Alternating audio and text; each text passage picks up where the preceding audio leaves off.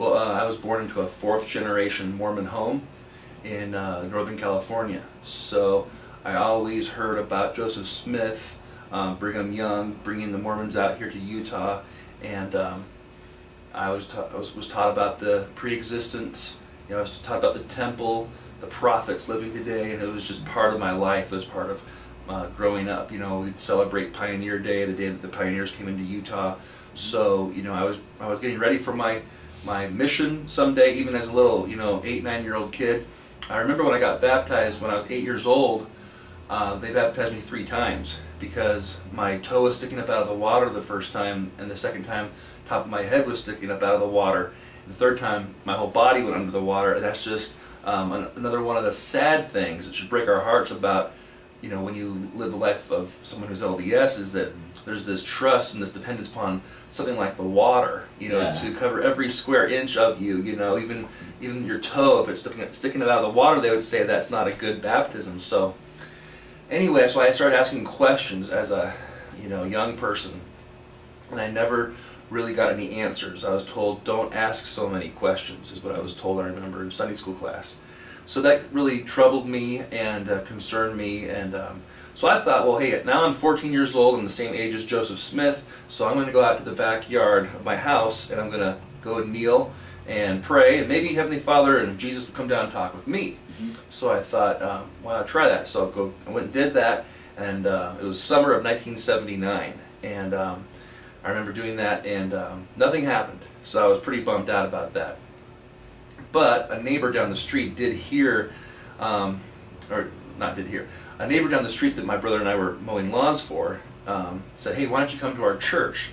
And so we went and visited this church, Santa Rosa Bible Church, and there was a pastor up there that gave the gospel message. First time I heard it, I rejected it. It didn't make any sense to me. But the second time we went, God just touched my heart, and it was a gift, and I just seemed to understand that, and I was just so excited to know that I could have a relationship with God. Didn't have to appease Him, didn't have to earn that type of right to become His child by what I did or didn't do anymore, but it was just this faith, just this trust, this belief, relying upon what He did on the cross alone for me. So that's how I got saved. That was back in the summer of 1979.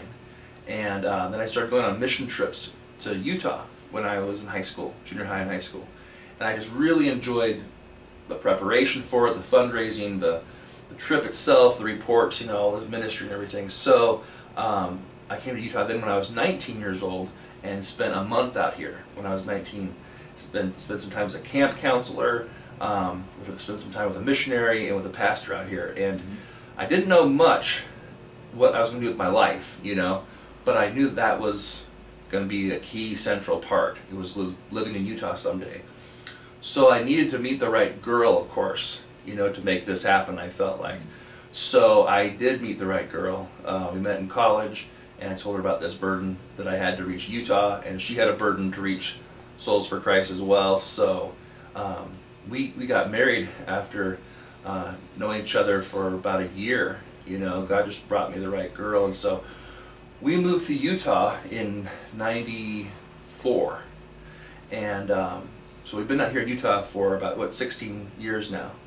And the Lord's been gracious to open up the door for Christian radio. We're involved in Christian radio here, and a mission agency. We noticed that there weren't, back in 2000, we were trying to decide what God wanted us to do to reach Utah for Christ, and you know, there are a lot of mission agencies out there going across the globe, everywhere, even a lot of cities in the United States, and that's great.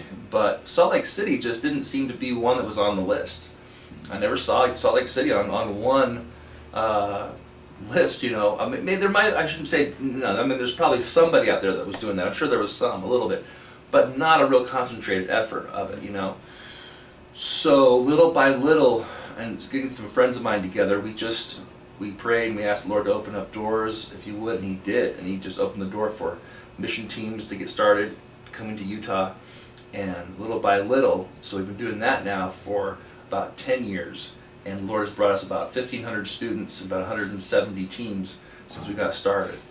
So a lot of kids have been, high school and college students have been equipped on how to lovingly share the truth with Mormons, we hope, and we believe that it's making a difference, and we're seeing those people that have been to Utah on mission trips, it's sparked in them a desire to carry out the Great Commission in other places, be it in their work or on a different level of, you know, a vocational missionary, but they understand that they are missionaries regardless of what their occupation is. That's one of the things we try to really drive home is, you know, as a believer you're an ambassador for Christ, and that's 24/7 no matter what field you go into. Yeah. You know, and that changes everything. That changes your whole perspective as to why you wake up in the morning.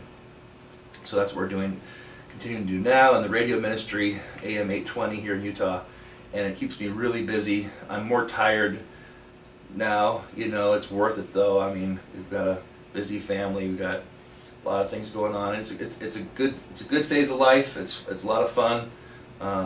You know, it's just great to have a chance to be involved and have some part in, you know, a small part in letting God use you, you know, despite myself.